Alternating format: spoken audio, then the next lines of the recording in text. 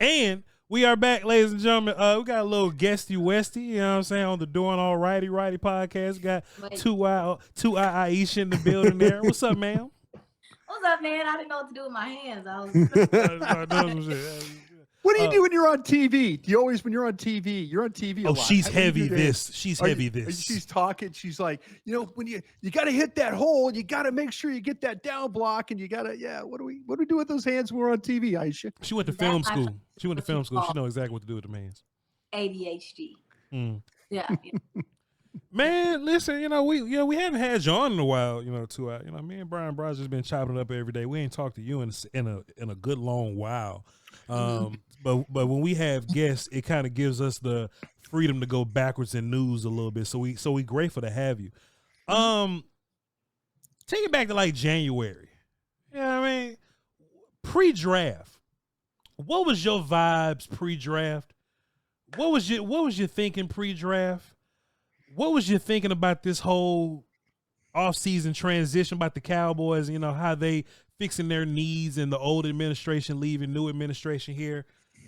Are you buying this new wave that we going into, this new field, this new attitude era? I asked, I forgot who it was, Brian, but I was like, this whole right kind of guy talk. This whole right kind of guy talk. Back when Jason was doing it, everybody wanted gangsters up here because they were sick of Jason talking about it. Yo. But now we can pull examples of how right kind of guy may not work for you. And they going through OTAs and all these press conferences, and boy, everybody talking about the energy in the room. If you could break us down how you felt about this thing going out of the season, getting whooped last season, and where you at now with the vibes around the team. All right, obviously, we knew that there was going to be a big possibility there's going to be a change at the head coach position and all that good stuff. We were looking at the Ben Johnsons. We was wishing upon a star for one of those, the more premier gentlemen as OCs to come in as a head coach. But when Schottenheimer's name was introduced, I remember I was kind of like, here they go again. You know what I'm saying? Like the Cowboys love to do in-house hires if they can. They like familiarity. That's how they like to work. But for me, the times that I've heard Brian Schottenheimer talk, the times that I've been at pressers, the times I've asked players about him, there was a connection there that I thought was a totally different feel than with Mike McCarthy. Furthermore, if you listen to Brian Schottenheimer's pressers last year, there's a lot of philosophy differences in some of the stuff they were saying. And I would walk away on Mondays loving what I heard from Schottenheimer and not knowing if that was married to McCarthy. So with him coming in, and immediately what stood out was it seemed like there was a plan for the run game, bringing in Connor Riley from Kansas State, bringing in Clayton Adams from Arizona. You like, okay, you can see they have a plan. Then they go get Junior Adams and they go get Eberflus. These are credible people for his staff. So I'm already kind of buying in there. And then you hear Will McClay talk about the fact that he came in and saw that there was a need for a number two, and he spearheaded this. Yeah. And to me, I feel like at this point, you got to see that. I think someone tweeted earlier today that this is someone that's been waiting for an opportunity for a while. Yeah. And he's trying to do his best to not fuck it up. But also, he understands the moment. So I'm ecstatic because we matter, bruh. Like, we matter. But the only people that matter is who lacing up for real. Yeah. And they going about for him. Yeah. And they feel heard by him, and they feel understood by him, and they feel excited about him. And I think that should tell you a lot about who he is and what he's going to be as a head coach. Man, too, I'm not gonna lie to you, man. This character growing on me. Who it is? Congo. That's Congo. That's one of the cats. That's your nephew trying to make sure people know he's here. That's Congo tanning up. Man, listen, this cat growing on me. Right. He growing on me. And at first I was upset by how not exhaustive the search was, right? Yeah. And boy, you know me, man, and that damn Kool-Aid, man, that old Cowboy Kool-Aid. I'm positive Cowboy fan most of the time. And now my mindset is, man, you know what? You really just got to be able to lead. You really just got to be able to motivate and create a program and keep everything on the tracks. You know what I'm saying? If the players are willing to play for you and they relate to you and we crack it. Yo, Shotty, what you got in that cup, boy? You know what I'm saying? Like, just a cool, Mike McCarthy, like 71, 70-year-old man from Green Bay, like from Pittsburgh. He don't relate to them cats. He don't relate to them young men like that. Schottenheimer got a lot of energy in him.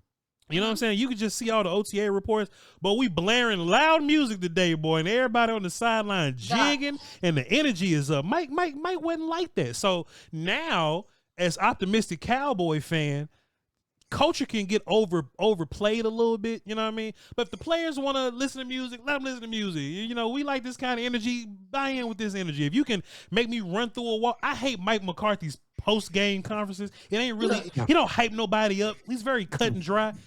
They rock with this Schottenheimer character. So I'm off the Kool-Aid too. No, I get you, but it's hard not to be. Mm-hmm. And Brian, obviously, you got to chime in. But it's hard not to. No, I will. Trust me, Brian gonna talk. Trust me, Brian gonna talk. Go ahead, please. Oh, I know he's gonna talk. But it's hard not to be, man. Like, and again, like you can feel the energy from the players. Being around them today, this is the first time I got to actually like feel them and see their movements, how loose they are, how excited they seem. I think this install is gonna go well. They seem to be picking up the playbook. The couple players I did get like a little second with, they're picking up the playbook. They think that the system is relatable. So, I mean, I think this is a step in the right direction. And I think in this NFL, we need more head coaches like that. These kids coming in college and stuff, you got to incentivize them with more than money. Yeah, you got to agree with you. With mentorship and kindness and care.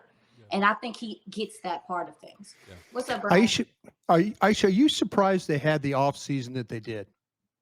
Because they always tell us they're 24/7 evaluators. Mm-hmm. And we're always like, okay, you're really just a team that likes to draft and develop. Are you surprised that they were able to go out and get some guys? And they didn't spend $50 million on players, but are you surprised the type of offseason that they were able to have to try and supplement the roster, get into the draft, and then not forget that, hey, we're actually working on receivers here, and then go out and make a deal for George Pickens? So I got two answers. So I am surprised at the backing that Schottenheimer has gotten so quickly. Yeah. And what I mean by that is, hey, I need a number 2. We need a number 2 up in here. You know what I'm saying? Like, I'm not sure what the things was Mike McCarthy, but it feels like they are doing what is necessary to make sure that Schottenheimer doesn't fail right now, to me. And what's up? What you got? Both of y'all, right? Do y'all think Mike was a guy that, hey, whoever you got here, I'll coach him and we'll just whatever, right? Like he was willing to take Jalen Brooks and try to make something out of him, but maybe Schottenheimer has more of an understanding and urgency that, hey man, this ain't gonna work. We need some. So do you think that it was the Joneses saying, let's give Shotty everything, or is it Shotty saying, hey, look, this ain't gonna cut. I need more? I feel like it could be a mixture of both, but I will say with Mike McCarthy, I mean, why would he think he can get the players he want if he came in here and they told him what OC he was going to have? So why Say it again. Huh? Say it again, please run that back. I said, why would he think that he has any pull to get any players he wants when he was told what OC he was going to have? That's hard. So for me, I think that might have been a reason why, but to answer your question, Brian, I am a little surprised by the urgency and like you were talking about and filling these spaces. And the other thing I was surprised about is how slightly quiet they have done it. Yeah. Let's keep it 1,000. Who had Pickens on their radar for this team? I'll wait. Yeah. Until the night before, nobody knew that. And even with the way that they drafted and some of the things that they did, like we weren't betting on. Obviously Tet was someone that came down the pipe later on, but Ravel and Izaraku. Did any of us had any idea they was peeping those guys? No. And so to me, that's the difference. Is I feel like they're starting to have a little bit more. They're a little bit more stealth with how they're moving, and that's the surprising part for me because normally everything is out in the open. I wonder if the personnel department hated Mike McCarthy. That's what I'm saying, Bryan Broaddus.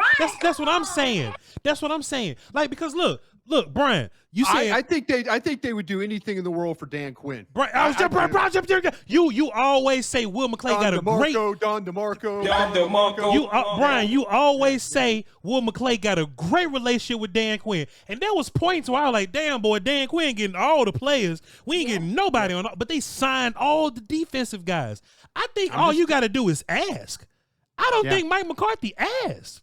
I think that. Go ahead, Aisha. Go ahead, Brian. Tell us why you asked. If Mike McCarthy would have said it can't be Zeke, I think they would have went another direction. Why you asked that, Brian? Because I talk a lot. No, because it's true. Yeah. It's true. I just do not think that Mike McCarthy and the player personnel department was always on the same page with stuff. I can attest to that. I just feel like that maybe Mike wanted to maybe go a different direction with something, and Will was probably like, well, we could do this, and maybe the scouts wanted to do this, and then Jerry and Steven get caught. There's a reason why Dan Quinn, when he first got here, what'd he do? He rolled up his sleeve, and who went on the road with him? Will McClay. Right. Will McClay went out there. Will McClay, I mean, but did we see Will McClay always go with Mike McCarthy places? No. Brian, no. Schottenheimer went to Alabama. Schottenheimer went to Texas. Where else did they go? They went on a deal where Schottenheimer. Yeah, they all went on this thing. And who was traveling with Schotty? Will. Iowa State, Michigan, Florida State, they went everywhere together. Yeah, they sure was. It was best of buds. They ain't never. And that's and when you asked earlier, like, am I sipping the Kool-Aid? If I'm sipping it, it's because there seems to be synergy between what the front office wants and what this coaching staff wants. And that felt like a disconnect in the previous years. It felt like they were on the same page. Let me give you my example from and Aisha, we missed you at the draft. Really did. You're a stud when it comes to drafting. And a huge part of alumni of the draft show that I absolutely love. The thing that I noticed, I got into the room early on Thursday, early on Saturday, and I sat down and the war room cam happened to be up, and it was on, and I was just taking a peek, and I was just watching Brian Schottenheimer standing in front of their stack, and Stephen Jones and Will McClay standing behind their chairs with their arm on the chair. And you could tell that Brian Schottenheimer was trying to set up, and it might have been day. Yeah, it was day 3. It was Saturday. He was trying to set up. He was trying to set up how do we need to go up? How do we start this day? Are we going to get in? If we get in, this is where we need to go. Schottenheimer was the one leading the conversation, and you could see Will was doing talk about the hand gestures and stuff. Will was talking about, like, okay, if it falls this way, this way, this way. He was explaining to Schottenheimer, and Steven was there. I don't ever remember a Mike McCarthy standing in front of a board or thinking about, and did I ever. And here's Schottenheimer's first draft. Here's his first draft. And, he did something, and I know we've talked about it, is like we were encouraged that he goes, scouts, coaches, coach. Yep. Cool. Coaches are staying back. Jerry Jones comes on the pre-draft press conference, want their opinions, want everybody's opinion, want the opinion. But Schottenheimer's like, okay, but his opinion seemed to matter. I mean, it really did. It really did. And I think it held water with Will McClay. I think it held water with the scouts. I think it held water with Steven and Jerry Jones. Yeah. And that's different. I think that's different. And I use the word hate for Mike McCarthy. I say it in a way of sports. I don't think they physically hated Mike, but it wasn't as connected as we've seen in the past. I include Jason Garrett in this because I think there's some times where Jason Garrett did a really damn good job. And I made a lot of things personal with Jason Garrett. Sure. But one thing I did respect about him is I think he knew personnel. I think he knew personnel with the way that some of those teams were built. Aisha, you remember that video came out, .com dropped it, and it was Will McClay breaking down Bergeron and Miles. You remember that video, right? Mm-hmm. What did Mike McCarthy do in that video? He was there. He told a bad joke, Aisha. Please. He told a bad joke. I don't remember. Well, we're kicking him in the ass right now. I'm kicking him right in his ass, bro. But you know, I sincerely feel like Shotty would have been like, "Yo, Will, that's cool. XYZ, XYZ." I at least think Will McClay got respect for that. You know what I'm saying? Yeah. Having an opinion, having a stance, even whether you with him or not, having a stance on something. If they go, "Yo, Mike, what you think?" and Mike tell a bad joke, say, "Hey man, what y'all want to do?" You don't get respect in those rooms like that. Tell a bad joke when we trying to figure out Mozzie or that seemed like two bads right now. But you gonna tell a bad joke and you trying to figure out between Mozzie and Bergeron? Meanwhile, we looking at this draft and you see Schottenheimer actively, I ain't hearing, but you see him cussing, saying, "Hey, O-line is what I want, get Booker. Yeah. Let's get Donovan, he's what I'm looking for. Oh, Rebels here, we can't pass on this now." You can see Schottenheimer moving his hand. Go ahead, Tuai, please. No, I'm just saying, like, but think about it like us. This guy has this guy has, like, as us, like, even as people who do YouTube or whatever the case may be, this guy has been, even in sports media in general, he's been kind of behind the scenes for different programs, different times, and he thinks this is his shot. He is not trying to waste it. He takes it very seriously, and you can tell he takes it seriously. He's been planning. I wish somebody could ask him, and maybe I will. If he had been planning different stuff in his head, even when he was just the OC. Of course he was. Of course writing down, like, I would have did this instead. No question. I think that's why he got the job. I think that's one of the reasons he went in there, was able to explain all the mistakes that he was like, "Listen, we made a mistake doing this. We should have done this." He was a backup QB. Yeah. He was a backup QB. He had to sit for a year or whatever and pay attention to what the other guy was doing, and now he's ready to go. I feel like he was just on the bench waiting at this point. Iisha, you have some of the best connections when it comes to players. I think that the players really, really respect you and the job you do. Did you ever hear when Schottenheimer was the defensive, like he was helping out Dan Quinn? He was the Ben McAdoo role. Did you ever hear defensive players? And I heard a couple of them, and I was wondering if you had, that were talking about him in a way, man, like, this Schottenheimer guy, he's crazy. But man, he gets it straight. He wasn't even working with offensive players. These are defensive players talking about him on a weekly basis. Like, he's in your face, like, "Hey man, when they get in bunch formation and they get in this look and they get, he's one of those guys." And the defensive players were like, "This dude's incredible." But he wasn't really doing anything to help the offense. He was just being a defensive kind of eyes for Dan Quinn. Did you ever hear any players talk about him in that way? Definitely heard players talk about him. I talked to Dak about him. I remember when Shotty first got there, I asked Dak about his locker. I was like, "What you think about him, man?" And he was like, "Oh, Shotty's full of energy. Like, he's energy. Yeah. He's intense," is the word that he used, intense. And I think he brings, because that's the thing about Dan Quinn. I feel like Dan Quinn was uncle. I don't know if Shotty is uncle. He gives like Pappy, big bro. Maybe big bro or whatever the case may be, or your favorite cousin that's older, but they got their life together. Yeah, that's me. That's the vibe that I get from him. And so, to your point, I think that's another reason why he connects to so many of the different guys, because he's talking to special teamers, he's talking to defensive players, like you said. He's also working with the offense. Now, I will say, why wasn't he working with the offense, Brian? Yeah, I mean, but see, he was in that Ben. He was in that Ben McAdoo. Well, he was in that Ben McAdoo role. Like, he just got let out of a job. Like McCarthy throws him a bone. That kind of thing. And so, he makes the best of it. This guy goes from offensive coordinator to like defensive assistant. Mm-hmm. But like, you talk to some of these defensive players, they're like, "This guy's relentless," and they're saying it in a good way. Like, I'm like, "Oh, cool. Young energy. I like it. I like I think he's taken something, we talk about the right kind of guy stuff, and that kind of goes with Garrett. I think he's taken something from Pete Carroll.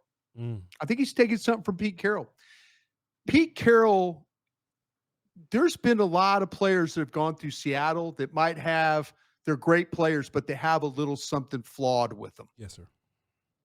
And John Snyder and I worked together in Green Bay, and the kind of the Packer way was to take the right kind of guy. You know, we were going to always try and take the right kind of guy. And I asked John about that one time. I said, John, man, Pete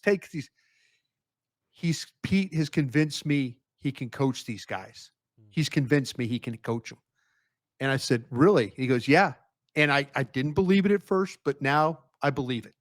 He takes guys that, yeah, we want the right kind of guy, but every once in a while you have to take a George Pickens. Yeah. Every once in a while you have to do that, you know? And I think Schottenheimer, maybe that's something why that he was pushing for a guy like George Pickens, because he saw Pete Carroll have success. You know, George Pickens is a great player. I mean, even you got the Philadelphia Eagles, you know, their players talking about, well, that's a hell of a trade. That's a hell of a trade, man. You got to tip the cap to him for that trade. That was a good trade. But see, that's what I'm saying, though. You might want the right kind of guys and culture and all that, but then you also realize that George Pickens, for all the things that people might talk about him, I talk to people in Pittsburgh and say the guy just wants to win. That's all he wants to do. All he wants to do is win. But if you take a guy like that, the rest of the league's like, oh, I wouldn't touch that guy.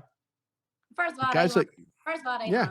Thank you. Yeah. Thank you. Oh, you're going to get fired. If you don't play with guys like George Pickens, you're going to get fired because you're going to play with guys that aren't good as George Pickens and can't cover George Pickens, and you're going to get beat.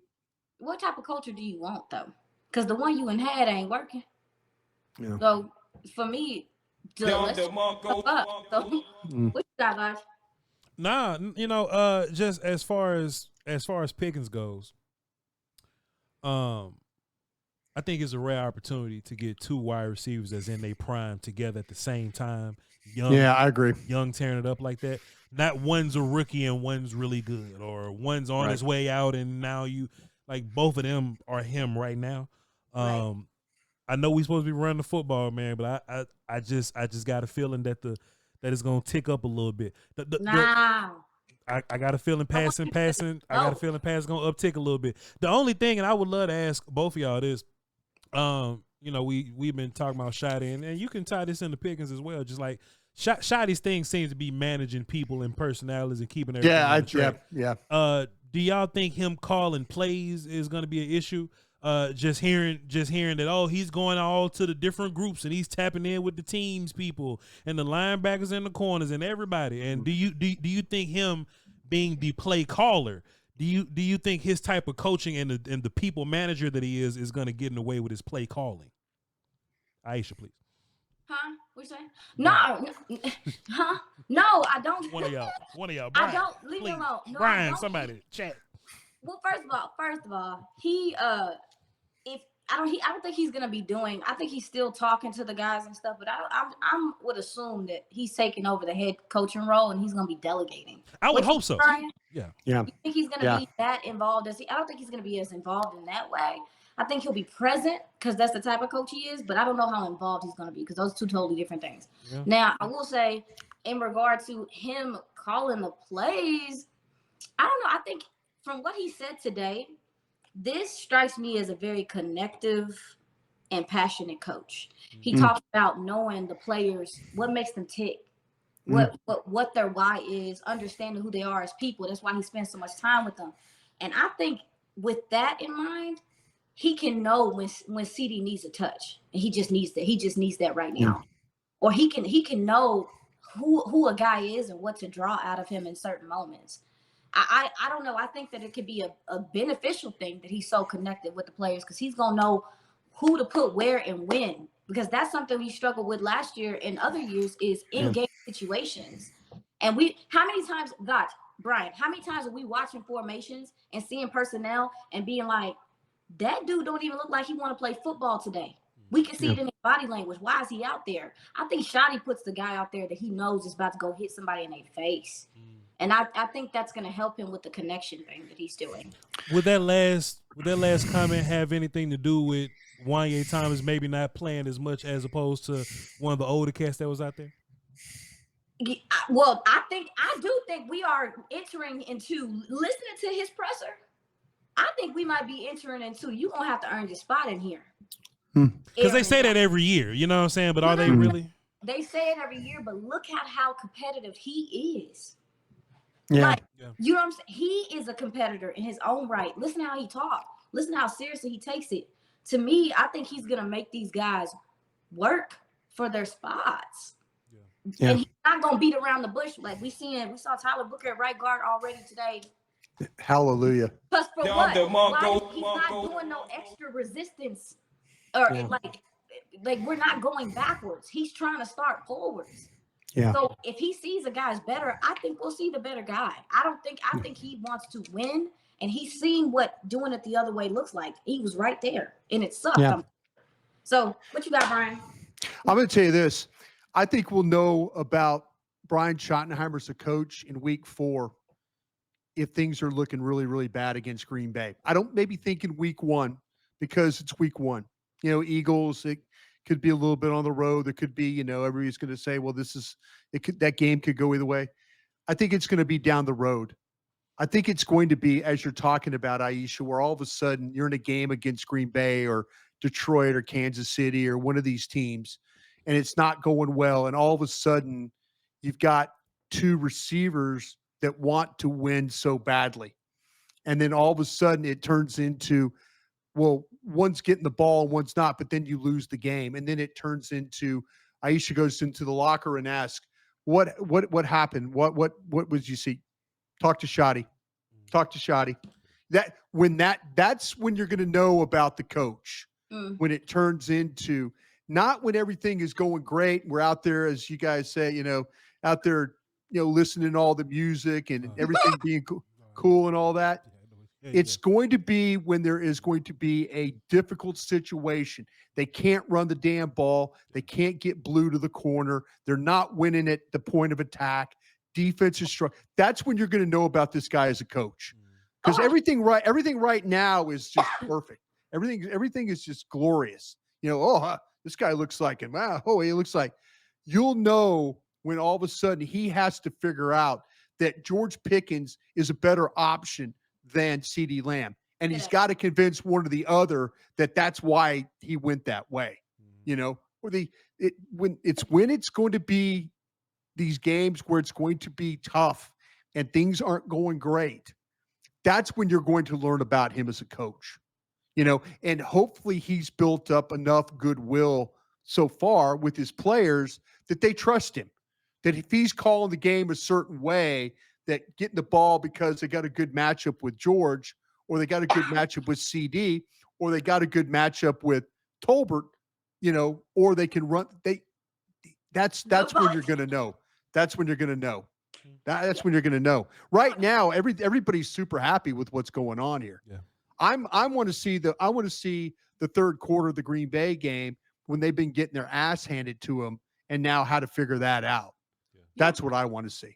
Yeah, that's what I want to see about Shotty. Yeah, we'll see how much they trust them in. It's all about the players. You know, those players never quit on Jason Garrett though. Never did. Never quit, and always found a way with McCarthy if they lost the game to bounce back. You know, some of these players do have a lot of pride, but Schottenheimer, the coach, I think the initial things are really, really super cool. I think you're going to find out about him in week 4, week 6, week 12. Yeah. That's when you're going to really find out about this guy as a coach. Well, that's what we got a we in for a ride. What you got? What you doing? Hold on, because he's about to ask you a question. She don't watch our shows. No. Get ready. Man, Aisha Morrison, man, you know, you a draft show veteran, you know, barnacles, you know what I'm saying? You know, shouts out to you. Shouts out to you paving the way for young people like me, you know what I'm saying? And all that. But, you know, let me answer the question. Damn. Yeah, you know, we haven't gotten a chance to hear from you, you know, since the draft or whatever. What you think about the Cowboys' first 4 picks there? And you know, you can take your time transition between them, but Booker, EZ, Revel, and Blue. The rest are just, you know, we'll talk about them later. But what you think about them first 4? Because I imagine that those first 4 are gonna have quite an impact in year 1. So I just want to know what you thought about those gentlemen. Well, I was saying cuss words with the first pick, and not because of the player at first. It just was like I was stressed about wide receiver too because it's been hurting me for a long time. So I was on the fence because of my emotions, not because of the player at first. But then when you look at the player, you look at what he's capable of. He fits into the scheme. He can get upfield. Like, he's strong. He's a tone setter, and that is something that that Schottenheimer mentioned today. He said we go as our offensive line goes, and I think you got 3 tone setting type interior players. So I feel like he's a good fit. I'm cool with the first round pick, of course. This is the one that set it off for me because I felt like edge was something that the Cowboys needed. I just thought they would go this high to give him. And when you go look at this guy, like the natural bend, the balance, the core strength, the hands, he has multiple ways to get to the quarterback. And then you hear Shotty mention things. He mentioned competition today. He said he's like what's his name? Joe Wilson? Wilson? Who is the backup quarterback? Joe Milton. Joe Milton. Russell Wilson. Yeah, he was like, Joe Milton makes Dak better. I was struggling. You said Joe Wilson? I'm trying to think about who the hell Joe Wilson. I was trying to help. I was what position he played? I hate that when I can't remember it. I look at people and they look at me like, who are you even talking about? I thought Joe Wilson was on the practice squad. I'm talking about a Cowboy from 1967. You know, one of those deals. Mean Joe Wilson. I don't know who the hell he was. Nah, y'all. I looked in the light and I lost my train of thought. Jumping Joe Milton. Yes, you talk about competition. Sam Williams. I mean, you come on with it. Like, I know he's coming back from an injury. Marshawn Nealon. Yeah. Because this guy, he has the best of both worlds. Obviously, the pure pass rushing ability, but also, too, he has the willingness to play the run. I think he still needs to learn how to get a little bit more square and disengage. But that he has the hand fighting. I just need him to get a little bit more strong. Doc, I felt like this was one of the best picks of the draft. Yeah. I thought this was a mixed steal a little bit. Let me ask you this. On Donovan, how good do you think Sam has to be to kind of take that spot? Because all right, Tor, what you're trying to do. He's trying to get rid of Sam Williams. Well, he's trying to get rid of Sam Williams. So I'm not. He thinks Sam Williams. He thinks Sam Williams is playing for his job. I think it's a long climb for Sam. Okay. I think if 2 players are close, I think they're gonna go with the young guy with a room full of sponsors. That's Donovan. So what I want to know is, because like how edge is gonna be like played or whatever, is you're gonna have roles, right? So Sam's role isn't gonna be the run defender guy. That's gonna be Nealon and Peyton Turner to an extent, right? So that's their roles. Micah's not going nowhere. So your bona fide pass rush dudes that aren't bona fide run guys, that's Donovan and Fowler coming off a double-digit sack, so they're gonna use him properly now. You know what I'm saying? So I'm looking at Sam, and I'm trying to figure out how many game day characters you gonna bring. What's your big roster gonna look like? Who does Sam have to beat? How good of a camp? Because if Sam has the same kind of camp as Donovan, that may not be enough. What I'm asking is, how much better does he have to be than Donovan for you to have confidence that Sam is gonna be here untouched? I think his camp gonna have to be ridiculous stupid. Donovan can have a good camp. I think Sam gonna have a ridiculous stupid camp. Why ridiculous stupid? Because he's lost his sponsors. He doesn't have his sponsors here anymore. Because he's not just like the 4th edge. Like he's 4th pass rush dude. He's like the 6th edge. You know what I'm saying? Just role wise. So now we have to talk about Sam with the special teams people, and he's coming off of the injury, and Quinn is gone. Zimmer wasn't even his guy, so he's 2 coaches removed. You see what I'm saying? In a damn contract year. You know what? You ain't think about how tough this was gonna be for Sam? You make some valid points. I knew it was gonna be, even just from and this is just me. Everybody deserves their chance to show, that they've matured and stuff. But this coaching staff seems like they're prioritizing leadership and, work ethic. All that tweeting and driving fast. Hey, it's they definitely there. We see the trend. Even Donovan, there's a rock who go to speed limit. He don't do. You know what I'm saying? You're trying to get us kicked off of YouTube. They can't kick us off of shit. This the house right here. This real. Oh my God, you can say shit on here. I forgot. Yeah. Everybody's gonna be surprised I cursed.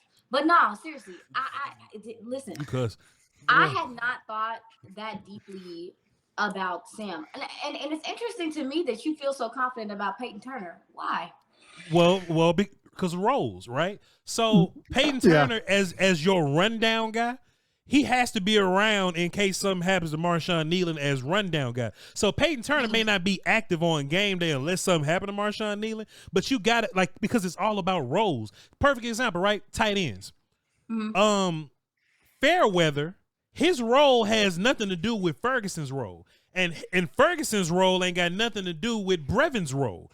Brevin and Luke may be close in role. You see what I'm saying? Yeah. But they're not competing directly with each other. They're fighting to take a role. You can only keep so many of these roles. So in my mind, Fairweather's not competing with Brevin. He's competing with like John Stevens and them. You see what I'm saying?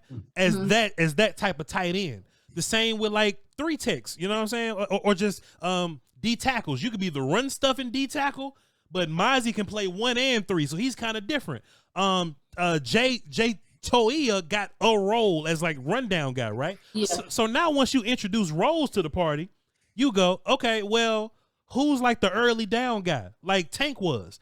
Marshawn and Peyton Turner are going to be the tank-like guys where you come in early. Those are the left ends. The left ends.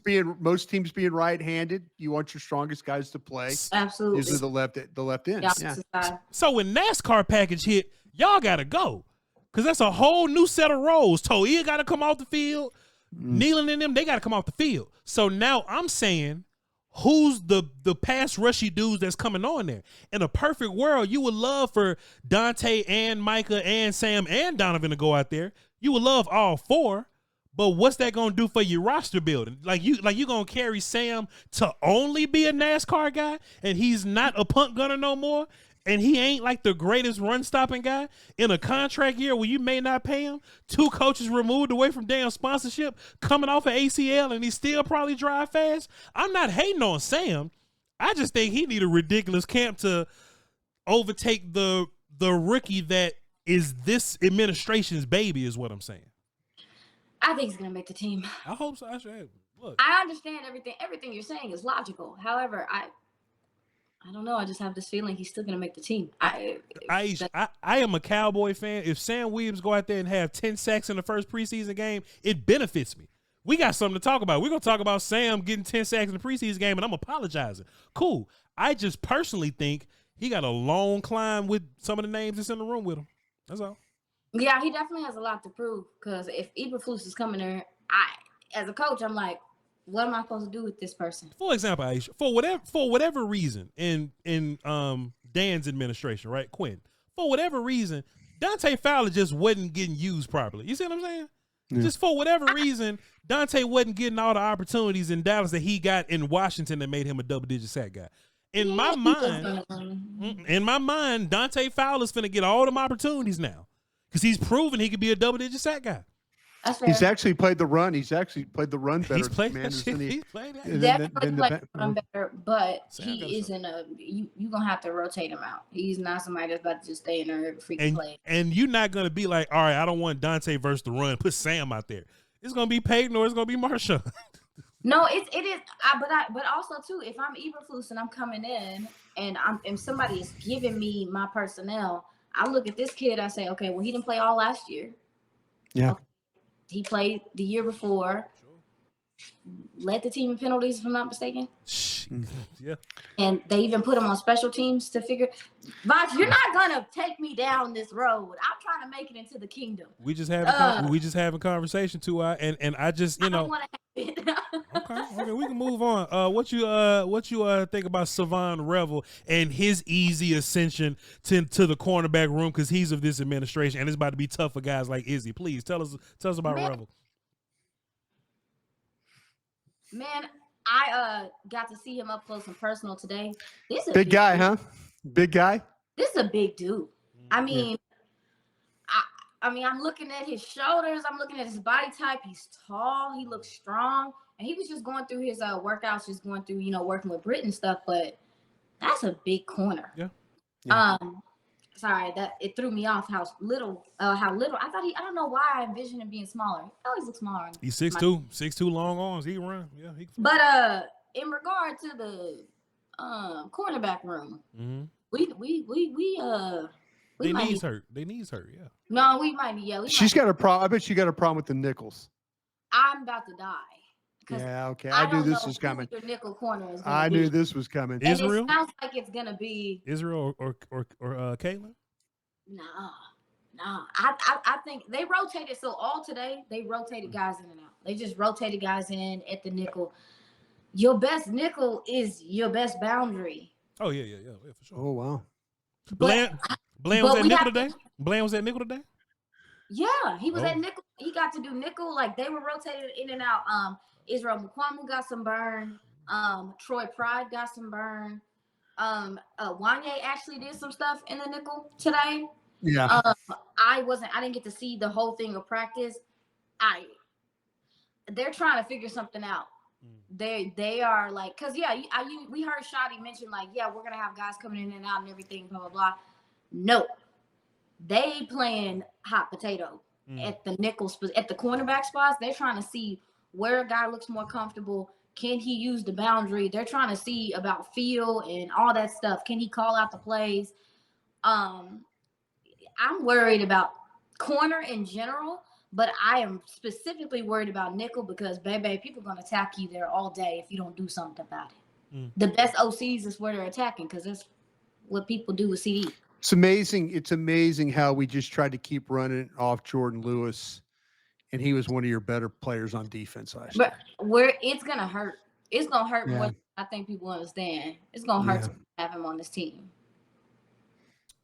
And the last one there. What about your running back, man? What you think about this Jadon Blue kid? What was it? He your size. He about your height. So he wasn't as tall as Rebel. So what you think about him? Bruh. So Brian was high on it. Brian put me on to him because Brian was high on him all draft. Yeah. He was like, this is a pure running back that has some explosiveness, but also has some flexibility as a receiver. Like absolutely, yeah. Brian had been on it all season, and he thought people was kind of disrespecting his ability, to be honest, that he was kind of going undershadowed because of the class. Jadon Blue is interesting to me just because, again, like I said about the receiving aspect as well. I think you need that, but I am trying to figure out whose spot are they taking spots? Like we talk about pass pro and stuff like that. Like who's going to do what? Because we heard the OC mention Hunter Lipke by name today. He had to make sure he said. Well, to iisha, we just talked about roles. You know what I'm saying? Bruh. Red rose, white ceiling. We just talked about roles here, right? So Javonte looks a certain kind of way. He does a certain kind of thing. Hunter Lipke does different kind of thing, and I'm still the jury out on him because he's a Mike McCarthy guy. I don't know. We'll see, but we'll see. I think OTAs is a good time to love 90 guys, and then when they get closer to get down, then we'll really find out. But Jadon Blue is a taller and do most things better Deuce Vaughn, right? So you talk about who finna get pushed off the bridge a little is looking like brother Deuce, huh? He got a sponsor though. You don't want to cut nobody. You don't want to cut no damn body. The O-line coach. The O-line coach is not gonna have a big enough say to keep. Look, if Deuce was totally different than everybody else, then sure, maybe. But look at Jadon. Look at Jadon at what, 3 inches taller, 4? But there's some similarities in Miles Sanders as well. So it's like, let's. Well, I don't think Miles gonna make the team, but I know you don't think that, but that's how I feel. I'm just saying, I know you don't think that. I'm saying that you're talking about there being a lot of guys that do a lot of the same things in this room. For sure. Because even when you talk about Javonte Williams, Javonte Williams is the guy that if he gets back into any form of like what he was, I think he could play. Yeah. Mafa. Yeah. Yeah. Like Mafa different. Yeah. Yeah. So I think I don't know. I think it's also going to come down to the playbook. I think it's going to come down to Clayton Adams is a detailed, complex, very, fluid guy when it comes to his play calls. He could be asking his running backs to do one thing 1 second and something totally different the next time. If these guys can't pick up the playbook, that's going to make a big difference as well. Because I think they're going to be asked to do more than we've seen in previous years. What you got, Bryan? No, I tell you what, me personally, I would have loved to have seen Rico Dowdle and Blue get paired together. That's what I would have loved. I respect Williams as a pass blocker. I respect Williams as a catcher. Sanders, I heard, was getting some burn today, as the starter. They were kind of, mixing in a lot of guys. A lot of different guys were getting opportunities at the running back room. Mm-hmm. I'm fascinated by Blue. Maffa, I'm interested in if, to me, watching Clemson tape, not the most creative guy, kind of straight ahead guy. Mm-hmm. If we can handle that, good. If you get holes for him to run, he was good doing that. I'm interested to see though how it does play out with the other backs. Like I say, I think the biggest problem with Deuce Vaughn is he doesn't have any special teams value to you. He has none. Yeah. And so they've tried. Bones Fossil was trying to find things for him to do and never could. So that I think is going to make it difficult on him. But damn, there were some backs. I hope Maffa proves me wrong because there's other backs in this draft. Krosky Merritt, New Mexico, Arizona back. I really did like him a lot. Allen from Syracuse, another guy that I really, really liked a lot. So I'm hopeful that Maffa and Blue and might be Hunter Lipke, but I think they're only going to keep 3. And I'm interested to see which 3 they are because, like I said, I think Blue's one of them. I think all the other spots are really, to be honest with you, up for grabs. So, but even so, I wanted to ask before we move on, with how you describe Maffa, how would he be more valuable than a Hunter Lipke? That's what I'm saying. I think they took a guy in the 7th round there that they're kind of like, I think they're hopeful. That this guy can be his tape at Clemson shows you a downhill, one cut, hit the gap, run over people kind of a guy. Hunter Lipke, I think, probably catches the ball better than him. I think Hunter Lipke's got some of the similar skills that I think Hunter Lipke at times is a better pass protector. It's something Maffa is going to have to show. Lipke's on punt team. Yeah, but Maffa is going to have to be able to play special teams, and we'll see that, in training camp. We'll see him in some of these preseason games. Where does Nick Sorensen have him? Is he on the punt team? Is he on the punt return team? What are they trying to do? I think you could learn a lot in these if you watch the special teams where some of these young guys are lining up and where do they feel like that maybe some of these guys could play. But I wish it was Dowdle and Blue. I would feel so much better about this running back room if it was those 2 guys, but it's not. Yeah. That this might be a position that they might be hunting, when it's all said and done. Sure. So you think that they brought in a lot of these people just to see if something still? Yeah, I do. I agree with that. I agree with that.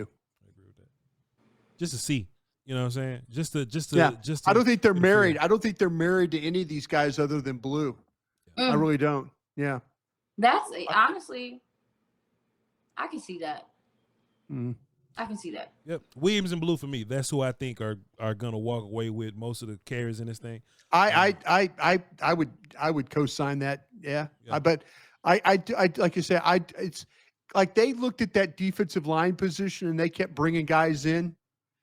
I could see them doing the same thing at running back if they don't like how that's all looking. So who's the third? Who's the third then? If you think it's gonna be Williams and Blue, who's the third? They're gonna fight for their life. Hunter Lipke. If I think it's Hunter.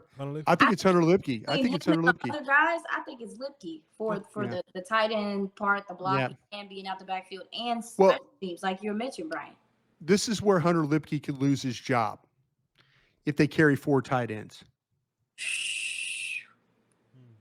And after Brevin Ford looks like he's getting a if little. if all of a sudden it's like, you know, John Stevens, you know, I think that you're either going to keep an extra tight end or you're going to keep Hunter Lipke.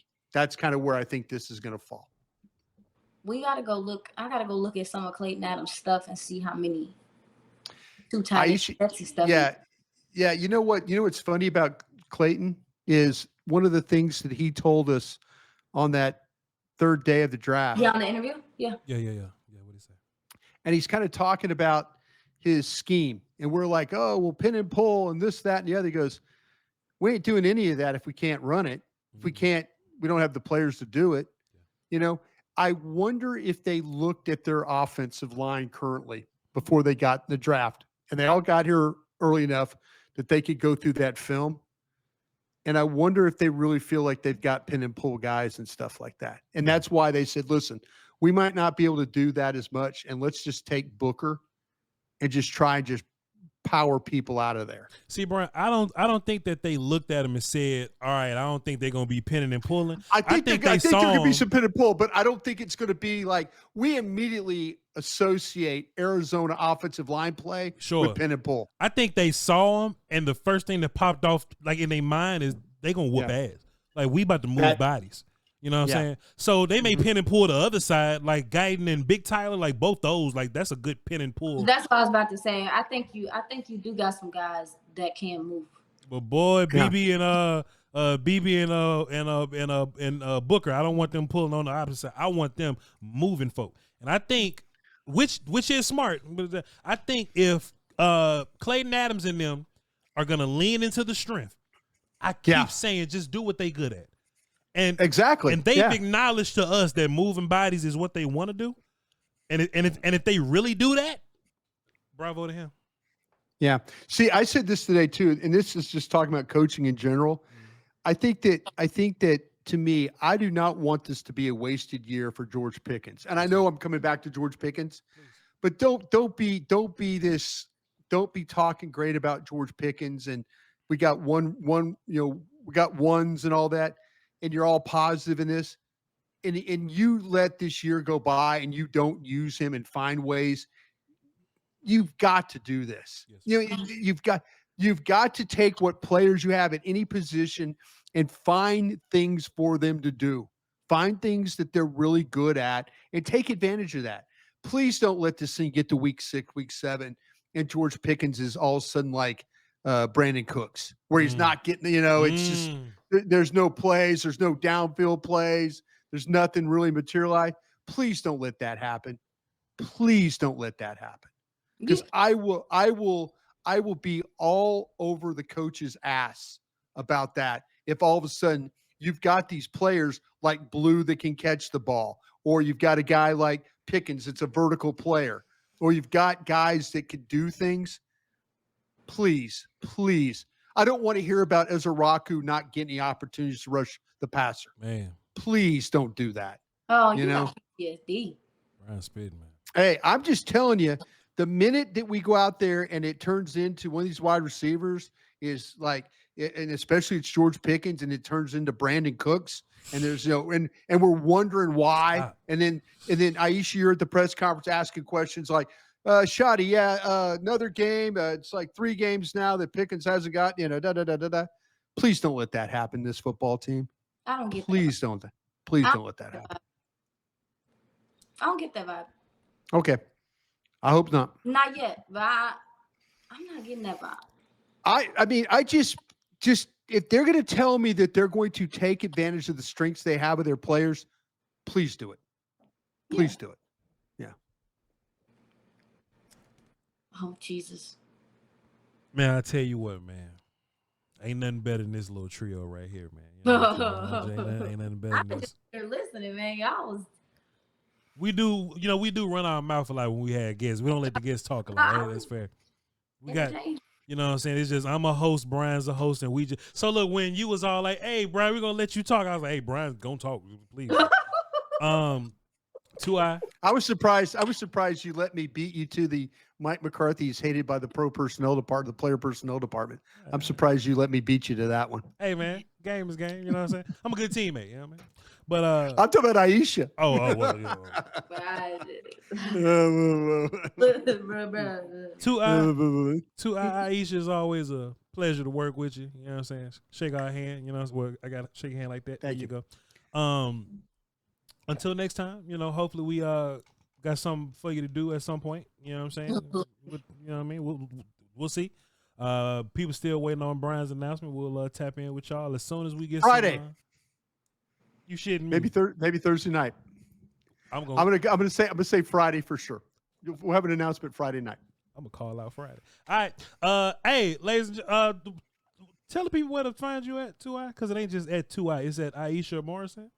Oh yes, it's at Iisha Morrison. That's Iisha with 2 I's. And Twitter, YouTube. I think it's like Iisha Morrison 14 or something. Just type my name in. It's not that many people named Iisha Morrison. You'll find it. And also to Girls Talk, Boys Talk at 1 p.m. every Tuesday for the next 3 weeks until the season's over. We're going to be giving you practice squad updates, practice updates, presser stuff, and little nuggets that we got. So check us out. Cool. And I'm Voch Lombardi. I'm on the break on Wednesdays. Y'all, for the next 3 weeks, we're going to be on the break. Hey, y'all can follow me. What is that? Huh? He's just bragging. He's just bragging what he's doing. That's what you're doing. I'll say it privately. All right, cool. But yeah, Voch Lombardi, and y'all can follow Bryan Broaddus if you like, but he ain't gonna respond to you until Friday, and he has something to talk about. So y'all follow him as well. Aisha Morris, it is a pleasure to work with you again. You're one of our superstars in this business, and appreciate you. I know you were about to go on tour, so I don't know who you got tomorrow or after that, but you don't just do. I'll be on with Sky. You don't just do one YouTube show. You do about 3 or 4 of them at a time. So she'll be on with Sky tomorrow, live in the morning or recorded after. I think it's gonna be dropped later. Okay, so Skywalker Unleashed, y'all be sure to look out for that. Y'all hold it down for the Doski Woski Peasky Whiskey, man. Until next time, we love y'all. Crown.